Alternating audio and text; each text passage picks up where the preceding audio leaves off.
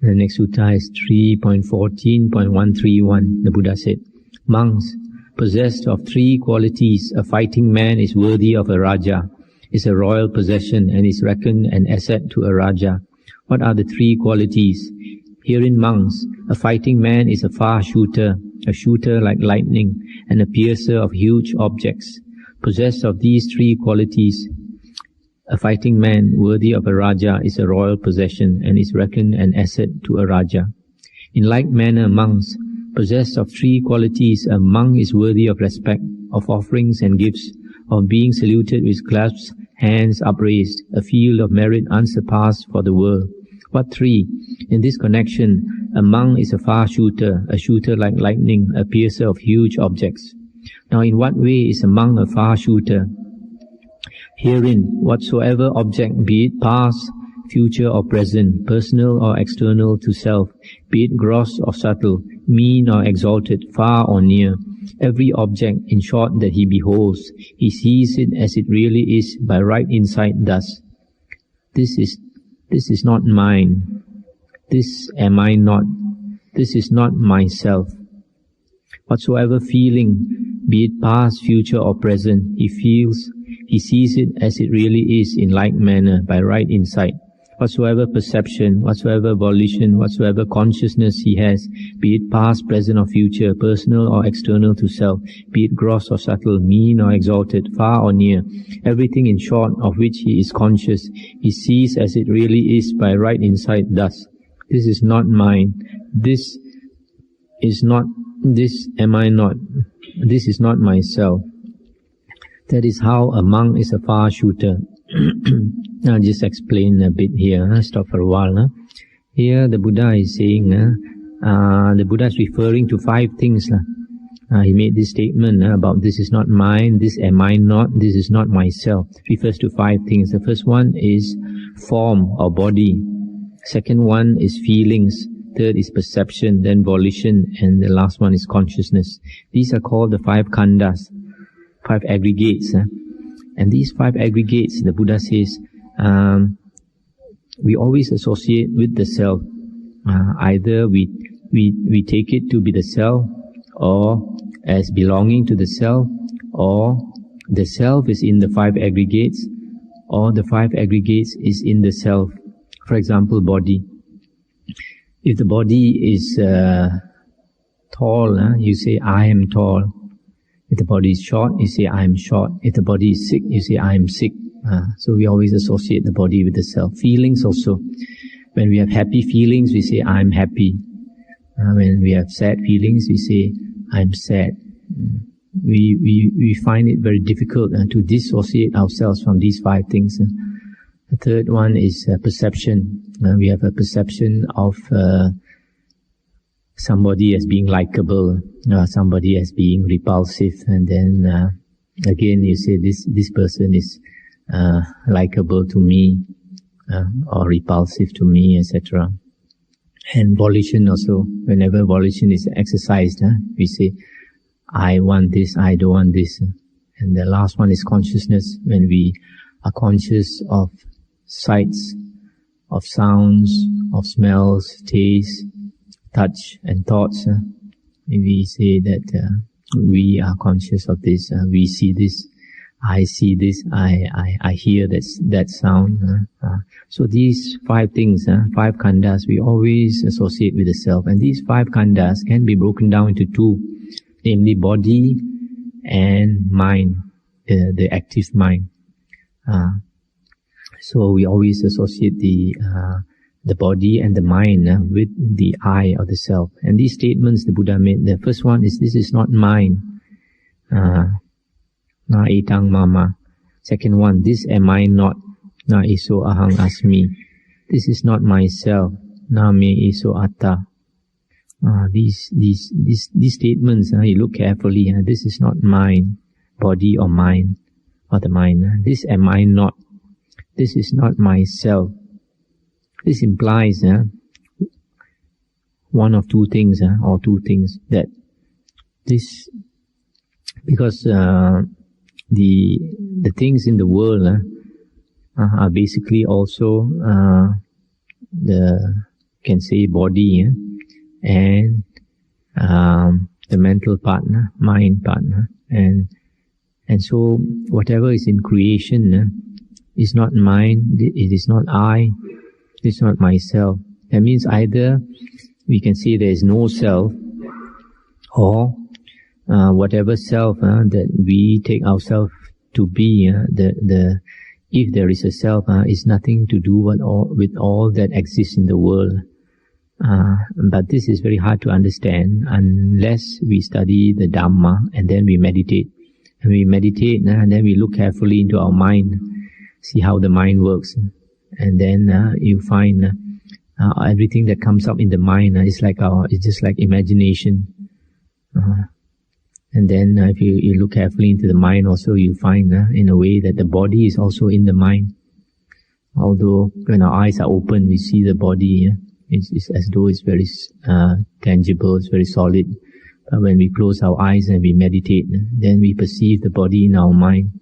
After all, the body is how do we perceive the body? Like perceptions, like feelings, whether the body is comfortable or uncomfortable, pain, there's pain in the body, etc. All is in the mind. Then the Buddha continues, and how is a monk a shooter like lightning? Herein a monk understands that it's as it really is. This is dukkha, this is ill. This is the arising of dukkha, this is the ending of dukkha, this is the practice leading to the ending of dukkha. Thus is he a shooter like lightning. And how is a monk a piercer of huge objects? Herein a monk pierces through the huge mass of ignorance or delusion. That is how he is a piercer of huge objects. Thus monks, possessed of these three qualities, a monk is worthy of offerings, a field of merit unsurpassed for the world. So these three things, if a monk has, one, he sees that the body and the mind is not the self. And the second one, he understands the Four Noble Truths. The third one, he pierces through the huge mass of ignorance or delusion. And now we come to the next sutta, which is 3.14.134. The Buddha said, monks, whether there is the appearance of a Tathagata or there is not the appearance of a Tathagata, there is this established condition of Dhamma, this fixed law of Dhamma, namely, all conditioners are impermanent. Sabbe sankhara anicca. About this, a Tathagata is fully enlightened. He fully understands. So enlightened and understanding, he declares, teaches and makes it plain. He shows it forth, he opens it up, explains and makes it clear that all conditioners are impermanent. I'll just stop here for a moment. Here the Buddha is saying whether the Buddha appears in the world or the Buddha does not appear in the world, there is this established condition of Dhamma, this fixed law of Dhamma. That means Dhamma is not something that was created by the Buddha. The Dhamma, the teachings of the Buddha, can also be known as reality or the truth about existence. And it's just that the Buddha has enlightened to the working of existence, to the reality of existence, and then he, having understood it, so he declares it and he explains it, he shows it forth, he teaches. The first characteristic of existence is that all conditioners are impermanent. This word sabbe sankhara anicca very often is translated as all conditioned things are impermanent. But I'm one of those monks who prefer to translate sankhara as conditioners, because the word for conditioned things is actually sankhata. The word for the word sankhara is better translated as conditioners, something that conditions something else. And anything that conditions something else is eventually also a conditioned thing. But then why did the Buddha say that all conditioners are impermanent? Because in this existence, if the conditioners of something is impermanent, then that thing is even more impermanent. And this is given in one sutta in Majjhima Nikaya number 146, where the Buddha said, for example, that give two examples. I think one is that take a tree. When the sun shines on the tree, it creates a shadow. Now the shadow is dependent on the tree. It's also dependent on there being the sunlight. So the conditioner of the shadow is the tree, the presence of the tree, and the presence of sunlight. And these two conditioners are impermanent because the sunlight is only there for a few hours. And also the tree is also impermanent. One day it will fall. So because of that, the shadow is even more impermanent. So in the same way, like a lamp is burning, so the radiance of the light given out by the lamp burning, to understand that it's impermanent, we look and see that the conditioners of the brightness of the lamp depends on the wick, depends on the oil that is present in the lamp, depends on the air being present. So if the wick is burned up or the oil is used up, then the flame would not be there. So if we see that the conditioners of anything are impermanent, even more impermanent would be that thing. And then the Buddha continues, monks, whether there is the appearance of a Tathagata or there is not the appearance of a Tathagata, there is this established condition of Dhamma, this fixed law of Dhamma, namely, all conditioners are dukkha, painful. About this, a Tathagata is fully enlightened, he fully understands, etc. And then the Buddha continues, monks, whether there is the appearance of a Tathagata or there is not the appearance of a Tathagata, there is this established condition of Dhamma, this fixed law of Dhamma, namely, all things are not the self. Sabbe Dhamma Anatta. About this, a Tathagata is fully enlightened. He fully understands it. So enlightened and understanding, he declares and teaches it, makes it plain. He shows it forth, opens it up, explains and makes it clear that all things are not the self. So, the first one, I explained about all conditioners are impermanent. And the second one, because conditioners of anything are impermanent, so that thing is impermanent, and because of it being impermanent, it gives rise to dukkha. Dukkha is sometimes translated as unsatisfactory, sometimes as painful, sometimes as suffering. And we can understand why. Is, for example, those that we love, our relatives, our family, because of everything in the world being impermanent, there would be change and separation. Like your children, when they're young, you see them so cute, and after some time they grow up, and then they get married, and they have to leave you. And then as you grow old, then you have to leave all your beloved ones, and that causes pain, dukkha. And also, the things that we want and we cannot get, also it causes us pain, the material things. And if we get it, sometimes we can't enjoy it long enough. So, the body also gives us pain, and the mind also gives us pain. That's why the Buddha said, in short, the five khandhas that we cling to as the self, associate with the self, gives us pain. And then the third thing is, the Buddha said, all things are not self. All things are not self, and self is explained, atta is explained in Majjhima Nikaya 148 as referring to something eternally abiding, not subject to conditions. And sometimes people translate atta, self, as the soul, something that is of this world and eternally abiding. There is no such thing. But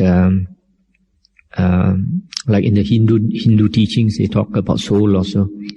But we have to understand them, because those Hindu yogis who are well developed, they understand that the soul is not something of this world, even though They say there is a soul. They say there is something that is out of this world, something that the mind cannot perceive. Come to another sutta, 3.16.151. The Buddha said, monks, there are these three practices. What three? The practice of the hardened sensualist, that of the self-tormentor, and the middle path. Now what is the practice of the hardened sensualist? Herein, monks, a certain one who thus speaks and holds this view, there is no fault in sensual desires, and he comes to utter ruin thereby. This practice, monks, is called that of the hardened sensualist. I'll just stop here for a while. Here the Buddha is talking about two extreme views. One is the person who enjoys sensual pleasures, and who says that there is nothing wrong in sensual desires. And so the Buddha said he comes to utter ruin. Now during the Buddha's days, there were quite a lot of naked ascetics, men naked ascetics as well as women naked ascetics. And because they were naked, sometimes they look at each other and then they are aroused, and then they engage in sex. And they say that there's nothing wrong with it, that it doesn't harm anybody else. But then the Buddha says that this engaging in this sensual practice, especially for a renunciant, will bring one into the woeful plains. And then the Buddha continues, and of what sort is the practice of the self-tormentor? Herein a certain one goes naked. He does not follow convention. He licks his hands clean. He will not come when asked, not stop when asked. Food brought to him, he refuses special food. He refuses an invitation to a meal. He refuses food straight from the pot or straight from the bowl, or across the threshold of a door, across a stick, across a pestle. He refuses food when a couple are eating, or from a pregnant woman, or from a woman giving suck, or a woman lying with a man. He refuses food from a food distribution center, or where a dog stands by, or where flies are swarming. He eats no fish or flesh, drinks no liquor or intoxicant, not even rice gruel. He is a beggar from one house only, an eater of one mouthful. Or maybe he begs from 2 houses, eats 2 mouthfuls, up to 7 houses, and eats 7 mouthfuls only. He exists on just 1 little saucerful of food, or on just 2 or more up to 7 saucerfuls. He takes food only once a day, or once in 2 days, or 3 days, even to the extent of eating once in 14 days. He feeds on only vegetables, or on millet, or on raw rice, or on scraps of leather, or on water plants, or rice powder, or burnt scum of rice, or flour of oil seeds, or on grass or cow dung. Or he just exists on forest roots and on fruit that has fallen.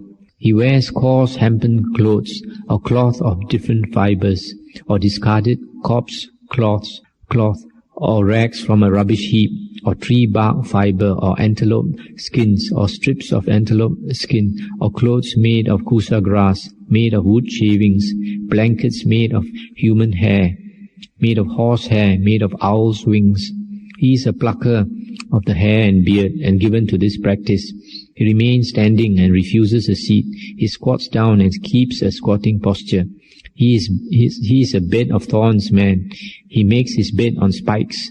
He lives given to the practice of going down to the water to bathe, even a 3rd time in the evening also. Thus in diverse ways he lives, given to these practices which torment the body. This, monks, is called the practice of self-torment. And of what sort, monks, is the middle path? Herein a monk lives contemplating body in the body, ardent, self-possessed and mindful, having put away covetousness and dejection for the world. Similarly, he contemplates feelings in the feelings, mind in the mind, Dhamma in the Dhamma, ardent, self-possessed and mindful, having put away covetousness and dejection for the world. This is called the middle path. These are the 3 practices. So you see, the second type of person is the one who torments himself. He does quite a lot of unbeneficial ascetic practices.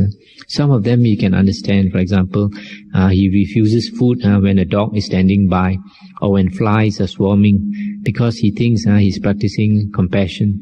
So or for example, when a woman is giving milk to her baby, and the baby is sucking milk, and if she offers food, and this person will think, oh, because if I take this food, there'll be not enough food or not enough milk for the child, or not the dog won't get the food, or the flies won't get the food, so he refuses to take the food. And the others are not so reasonable.